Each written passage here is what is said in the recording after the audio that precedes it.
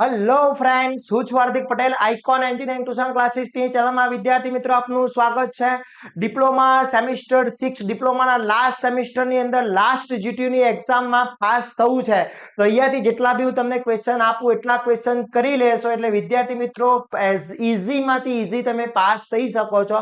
અને વિદ્યાર્થી મિત્રો આજના વિડીયોમાં આપણે સુપર 40 ક્વેશ્ચનની વાત કરવાના છે એબી સ્પેશિયલ મિકેનિકલ બ્રાન્ચના વિદ્યાર્થી મિત્રો માટે. તો વિદ્યાર્થી મિત્રો આજનો જે સબ્જેક્ટ છે ડીએમઈ જેનો સબ્જેક્ટ કોડ છે 436190 ઓકે. તો જે સબ્જેક્ટ છે ડીએમઈ થોડો ટફ પડતો સબ્જેક્ટ છે. ઘણા બધા વિદ્યાર્થી મિત્રોના મેસેજ કોલ હતા કે સર ડીએમઈ સબ્જેક્ટમાં અમને most and very most important question provide કરો જેથી અમે ઈઝી પાસ થઈ શકે અને અમે આગળ ડિગ્રીમાં એડમિશન લઈ શકીએ. આટલા જ ક્વેશ્ચન કરવાના છે. તમે ઈઝી પાસ થઈ શકશો. પાસ થવાની ગેરંટી છે. નસીબ તમારું 40 થી 50 60 માર્ક્સનું પૂછાઈ શકે. Okay, clear? તો આજના વિડીયોમાં આપણે ડીએમઈ ના સુપર 40 ક્વેશ્ચનની વાત કરવાના છે વિદ્યાર્થી મિત્રો. ચેનલ ઉપર નવા હોય તો ચેનલને સબસ્ક્રાઇબ કરી દેશો, બેલ આઇકોન ઓન કરી દો જેથી નવા વિડીયો આવે તરત જ નોટિફિકેશન આવી જશે. જોડે જોડે વિદ્યાર્થી મિત્રો જો હજી સુધી તમે અમારી વોટ્સએપ ગ્રુપમાં જોઈન નથી થયા તો ફટાફટ વોટ્સએપ ગ્રુપમાં જોઈન થઈ જશો. એની લિંક બી ડિસ્ક્રિપ્શનમાં મૂકેલી છે, ત્યાંથી જોઈન થઈ શકો છો. અને ડિપ્લોમા સેમિસ્ટર 6 ના મોસ્ટલી આપણે કોર્સ અપલોડ કરેલા છે આપણા પ્લેટફોર્મ ઉપર. તો હજી સુધી કોર્સ પરચેસ ના કર્યો તો ફટાફટ કોર્સ પરચેસ કરીને તૈયારી સ્ટાર્ટ કરી લેશો.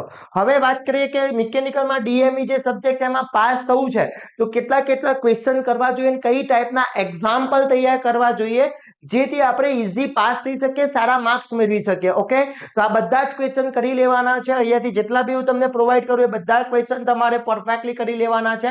પહેલો જ ક્વેશ્ચન છે કે મશીન ડિઝાઇનિંગની વ્યાખ્યા આપો. મશીન ડિઝાઇનિંગની વ્યાખ્યા આપો. મશીન ઘટકોની ડિઝાઇન પર અસર કરતા પરિબળો વર્ણવો. કયા કયા ફેક્ટર્સ છે એ તમારે સમજાવવાના પૂછી શકે છે.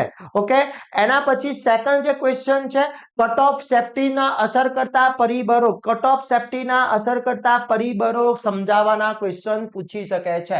Most and very most important question છે.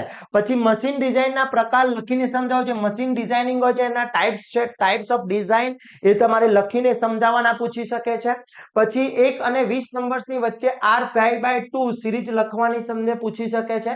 પછી સ્ટેન્ડર્ડાઇઝેશનનું મહત્વ શું છે, સ્ટેન્ડર્ડાઇઝેશન કેમ રાખવામાં આવે છે, કોઈ બી વસ્તુનું એક સ્ટેન્ડર્ડાઇઝેશન નક્કી કરવામાં આવે છે તો એ સ્ટેન્ડર્ડાઇઝેશન કેમ રાખવામાં આવે છે તે સમજાવવાના. સ્ટેન્ડર્ડાઇઝેશનના ફાયદા શું થતા હોય છે કે આપણે સ્ટેન્ડર્ડાઇઝેશન નક્કી કરીએ તો એના બેનિફિટ્સ શું થતા હોય છે એ તમારે સમજાવવાનું પૂછી શકે છે. પછી સેન્ટ્રલ કોન્સ્ટન્ટ સમજાવવાનું પૂછી શકે છે. મોસ્ટ આઈએમપી ક્વેશ્ચન છે. આની અંદર 3, 4 ને 7 માર્ક્સ બધા ઇન્ક્લુડ કરેલા છે. દરેક યુનિટના આપણે most and very most important question અહીંયા લઈ લીધા છે એટલે બધા જ ક્વેશ્ચન કરી લેજો. એવું નહીં કે એક ચેપ્ટર કરું ને એક ચેપ્ટર ના કરું.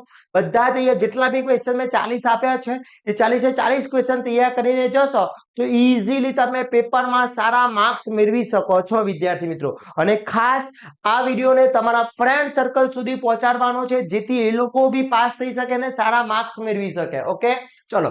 એક મશીન જેની લઘુત્તમ અને મહત્તમ ઝડપ 300 આરપીએમ અને 150 આરપીએમ અનુક્રમે છે. 6 સ્ટાન્ડર્ડાઇઝેશન સ્પિન્ડરની ઝડપ શોધવાની છે. 6 સ્ટાન્ડર્ડાઇઝેશન સ્પિન્ડરની ઝડપ શોધવાની છે. અહીંયા આરપીએમ આપી દીધા છે કેટલા, એકના 300 છે અને એક 1500. આ ટાઈપનો ક્વેશ્ચન એક્ઝામ્પલ પૂછી શકે છે. પછી 12 mm ની જાડાઈ વાળી પ્લેટમાંથી 60 mm વ્યાસનો બ્લોક કાપવા માટે જરૂરી બળ શોધવાનું છે અને plate ultimate shear stress UT 360 newton પર mm સ્ક્વેર લેવાનું છે. ઓકે, એના પછી સખતાઈ, ટીપાવપણું, ક્વોન્ટિલિટી એન્ડ વેબિલિટી સમજાવવાનું પૂછી શકે છે. Very and very most important છે. પછી પ્રિફર્ડ નંબર એટલે શું, પ્રિફર્ડ નંબરના ફાયદા અને ઉપયોગો જણાવવાના છે. શું છે એની ડેફિનેશન તમારે સમજાવવાની છે. એના એડવાન્ટેજીસ એન્ડ ડિસએડવાન્ટેજીસ બી તમારે એના સમજાવવાના છે વિદ્યાર્થી મિત્રો. ક્લિયર? ઓકે, એના પછી વાત કરીએ સિંગલ રિવેટ બટન જોઈન્ટના દેખાવ દોરવાના છે. સિંગલ બટન જોઈન્ટના રિવેટના જે રેખાઓ છે એ તમારે દોરવાના પૂછી શકે છે. કટર જોઈન્ટ અને નકલ જોઈન્ટની સરખામણી મોસ્ટ આઈએમપી છે. કટર જોઈન્ટ અને નકલ joint very and very most important question છે. પછી સ્વચ્છ આકૃતિ સાથે રિવેટ જોઈન્ટ પ્લેયર સમજાવો તથા રિવેટ જોઈન્ટના ઉપયોગો દર્શાવવાના પૂછી શકે છે. તો આ બધા જ ક્વેશ્ચન મોસ્ટ આઈએમપી છે, ખાસ કરી લેજો વિદ્યાર્થી મિત્રો, એક બી બાકી રહી ના જાય એની ખાસ તકેદારી રાખવાની છે.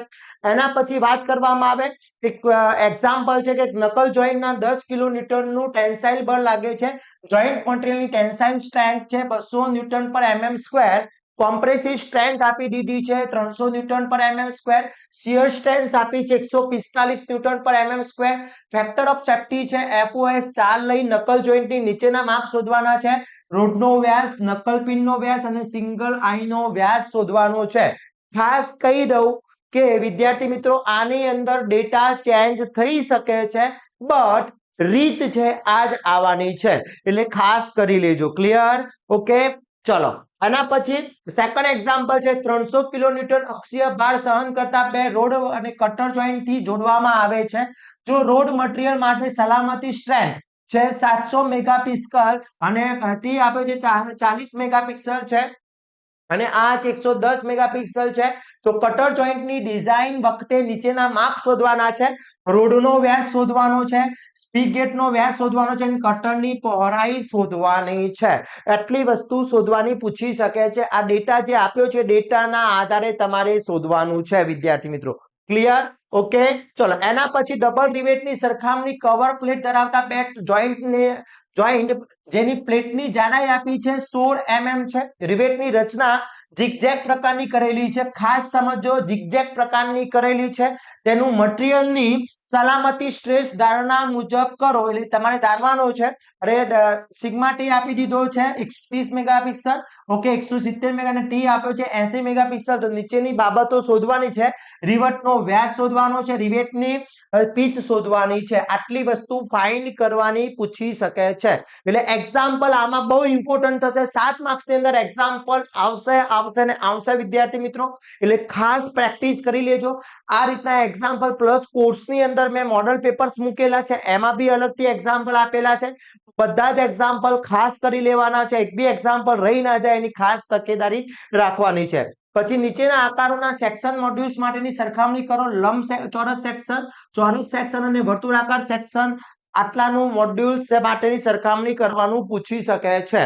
ઓકે, પછી લીવરનું વર્ગીકરણ કરવાનું છે, પ્યોર બેન્ડિંગ આકૃતિ દોરી સમજાવવાની છે. પછી લિપ સ્પ્રિંગના ઉપયોગો તેમજ ઓટોમોબાઈલ્સમાં વપરાતી લિપ સ્પ્રિંગની મટીરિયલ જણાવો છે, કયું મટીરિયલ યુઝ થાય છે સ્પેશિયલી ઓટોમોબાઈલની અંદર, તો ઓટોમોબાઈલની અંદર જે સ્પેશિયલી યુઝ થાય છે તમારે સમજાવવાનું છે. પછી ફ્લેક્સની પોઝિશન પર જુદા જુદા લીવર્સ ઉદાહરણ સાથે સમજાવવાના પૂછી શકે છે. ક્લિયર? પછી લીવરની આખી ડિઝાઇન પ્રક્રિયા લખવાની છે, કે લીવરની આખી ડિઝાઇન પ્રક્રિયા છે લખવાની તમને ક્વેશ્ચન પૂછી શકે છે વિદ્યાર્થી મિત્રો.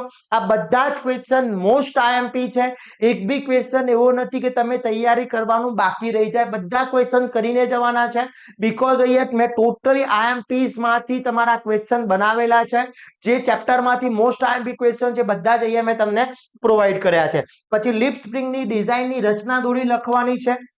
ક્લિયર? હવે એના એક્ઝામ્પલની વાત કરીએ તો સેમી લિફ્ટિંગ સ્પ્રિંગમાં લીસ સ્પાન 900 mm છે, 50 mm નો લીવ્સનો પહોળાઈ છે, 50 mm ની પહોળાઈની બેન્ડ માધ્યમમાં છે. તો જો દરેક લિફ્ટની જાડાઈ 4 mm હોય તો મધ્યમમાં 6 કિલોન્યુટન લોડ સહન કરવા માટે લીવ્સની સંખ્યા શોધો, અને તમારે અહીંયા બી લેવાનો છે 450 ન્યૂટન પર mm સ્ક્વેર. ક્લિયર? ઓકે, તો આ રીતના એક્ઝામ્પલ બી મોસ્ટ ઇમ્પોર્ટન્ટ છે, ખાસ કરી લેજો. ઓકે વિદ્યાર્થી મિત્રો, ચલો એના પછી નેક્સ્ટ વાત કરીએ. એક બ્લેક ક્રેન લીવરની 120 mm લાંબા આર્મના છેડા ઉપર 2 કિલોન્યુટનનો ભાર ઉચકવા માટે લિફ્ટ પિનની જાડાઈ ડિઝાઇન કરો. એફ્ટ ફોર્સ લાગે છે 400 mm લાંબો એફ્ટનો છેડો લગાવવામાં આવે છે. જો પિન માટે માન્ય શિયર અને બેન્ડિંગ સ્ટ્રેસ અનુક્રમે 75 મેગાપિક્સલ અને 12 મેગાપિક્સલ હોય તો પિન માટે એલડી લેવાની છે 101.25 લેવાની છે.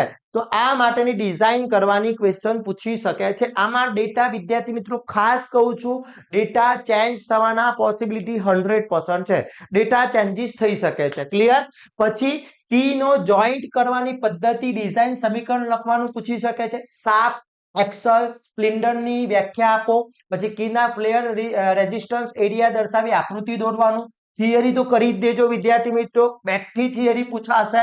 પછી સાપનું વર્ગીકરણ કરો. સામાન્ય રીતે સાપ મટીરિયલ તરીકે કયું મટીરિયલ યુઝ થાય છે, which material use for shaft કી, ઓકે, ખાસ કરી લેવાના છે. પછી એક્ઝામ્પલમાં અહીંયા જેટલા બી એક્ઝામ્પલ બતાવેલા છે, આ ત્રણ ટાઈપના એક્ઝામ્પલ ખાસ કરી લેજો. કે એક સાદા ફ્લેજ ક્લિપિંગ વડે 300 RPM 500 kilo watt power transmit કરવાનો છે. મહત્તમ ટોર્ક ફૂલ ટોર્ક કરતા 20% વધારે ધારવાનો છે, 20% વધારે ધારવાનો છે. અને આ વિગત શોધવાની છે, સાપનો વ્યાસ શોધવાનો છે, કીની સાઈઝ શોધવાની છે, બેલ્ટની સંખ્યા, સાઈઝ સલામતી પ્રમાણે લો અને સાપ અને કી માટે તમારે આટલા ડેટા લેવાના છે.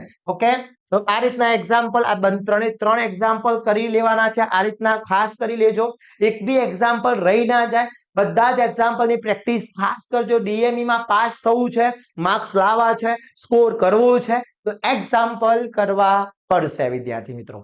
ક્લિયર? ઓકે, ચલો પછી એસેન્ટ્રિક લોડની વ્યાખ્યા આપો. સ્વચ્છ આકૃતિની મદદથી એસેન્ટ્રિક લોડ અનુભવતા જુદા જુદા મશીનના ઘટકો દર્શાવવાના પૂછી શકે છે. પછી એસેન્ટ્રિક લોડ લાગતો હોય તો તેવા મશીનના ભાગો દોરોને જણાવવાના છે. પછી પ્રી લોડિંગની અગત્યતા શું છે, પ્રી લોડિંગની અગત્યતા શું છે એ સમજાવવાનું તમને પૂછી શકે છે. મોસ્ટ આઈએમપી છે. એના પછી વાત કરવામાં આવે વિદ્યાર્થી મિત્રો, તો આઈ આકારનો અહીંયા આઈ આકારનો આરછેદ વાળા સ્ક્રૂ પ્રેસની સી ફ્રેમને જોડે 250 mm eccentric load 100 કિલોન્યુટનનો vertical load લાગે છે. ફ્રેન્ચ ફ્લેજ તથા વેબની જાડાઈ ટી લઈ તથા આઈ સેક્શનની ઊંચાઈ 60 તેમજ પહોળાઈ 3t લઈ આરછેદ માપ શોધો અને ફ્રેમ માટે અવેલેબલ સ્ટ્રેન્થ છે 100 ન્યૂટન પર mm સ્ક્વેર ધારીને લેવાનો છે. એટલે આ તમારે ફાઇન્ડ કરવાનો છે. પછી એક સી ક્લેમ્પ આપેલો છે, ના લંબચોરસ આડછેદના 20 કિલોન્યુટનનો લોડ લાગે છે. એસેન્ટ્રિક અંતર હોરિઝોન્ટલ દિશામાં 150 mm છે. તો આડછેદના માપ શોધો અને h લેવાનો છે 25 તથા પરમિસિબલ સ્ટ્રેસ આપ્યો છે 100 ન્યૂટન પર mm આપ્યો છે. ઓકે, તો આ ટાઈપના એક્ઝામ્પલ ખાસ કરી લેજો વિદ્યાર્થી મિત્રો. ક્લિયર? ઓકે, ચલો એના પછી વાત કરીએ ઇન્ડસ્ટ્રીયલમાં વપરાતા પ્રેસ વેલ્સના ઉપયોગો જણાવવાના છે. પ્રેસ વેસલનું વર્ગીકરણ જણાવવાનું પૂછી શકે છે. એના એક્ઝામ્પલ અહીંયા તમને આપ્યા છે, એક્ઝામ્પલ ખાસ કરી લેવાના છે. દરેકની અંદર એક્ઝામ્પલ મેં અહીંયા તમને આપ્યા છે, એ ટાઈપના એક્ઝામ્પલની પ્રેક્ટિસ કરી લેજો વિદ્યાર્થી મિત્રો, એક બી બાકી રહી ના જાય. પછી જનરલ બેરિંગ અને એન્ટી ફ્રિક્શન બેરિંગ સાથે સરખાવવાનું પૂછી શકે છે. પછી નીચેના પદો રેટ લાઈફ, સરેરાશ બેરિંગ લાઈફ, પછી બેરિંગ લાક્ષણિકતાના નંબર શું છે, કેરેક્ટરિસ્ટિક નંબર શું છે, પછી એન્ટી ફ્રિક્શન બેરિંગનો સ્ક્રેચ દોરી તેના જુદા જુદા ઘટકો સમજાવવાનું પૂછી શકે છે. બેરિંગ બગડવાના વિવિધ કારણો દર્શાવવાનું પૂછી શકે છે. પછી એના પછી વાત કરીએ તો એન્ટી ફ્રિક્શન બેરિંગના વર્ગીકરણ લખી તેના ફાયદા અને ઉપયોગો જણાવવાના પૂછી શકે છે. પછી નીચેના પદો રેટિંગ લાઈફ છે, સરેરાશ લાઈફ છે, બેઝિક છે, સ્ટેટિક ક્ષમતા છે, બેઝિક ડાયનેમિક ક્ષમતા છે, એફિશિયન્સી છે, આ બધા અને કેનો એક્ઝામ્પલ આપેલો છે. આટલા ક્વેશ્ચન વિદ્યાર્થી મિત્રો કરી લો એટલે સમજી લો ડીએમઈ તમારું ઈઝી પાસ થઈ જશો, સારામાં સારા માર્ક્સ લાવી શકશો, એ મારી તમને ગેરંટી છે. તો ફટાફટ આ વિડીયો તમારા ફ્રેન્ડ સર્કલના ગ્રુપમાં શેર કરી દેશો, જેથી હવે તૈયારી સ્ટાર્ટ કરી લો. હવે મિકેનિકલ બ્રાન્ચમાં બીજો કયો સબ્જેક્ટની સુપર 40 જોઈએ છે એ ફટાફટ મને કોમેન્ટ કરશો એટલે ઝડપીથી આપણે નેક્સ્ટ ડે માં ટ્રાય કરીશું કે તમને એના સુપર 40 મળી જાય. ક્લિયર વિદ્યાર્થી મિત્રો? તો આશા રાખું છું આ વિડીયો તમારા માટે ખૂબ જ હેલ્પફુલ થવાનો છે. આવા જ નવા વિડીયો સાથે નવા દિવસે મળીશું. ત્યાં સુધી વિદ્યાર્થી મિત્રો મને રજા આપશો. જય હિન્દ, જય ભારત.